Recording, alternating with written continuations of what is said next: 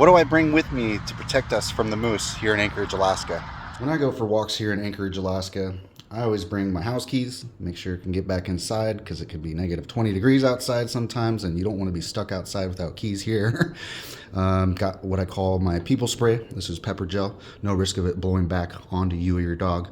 And then this is bear spray. I use this for the moose. Of course, sometimes there are bears here in Anchorage, but usually what I'm running into are moose. And I'm not sure how well it works with moose, but I'd rather have this with me than nothing at all if I'm staring down a moose and they're trying to hurt me.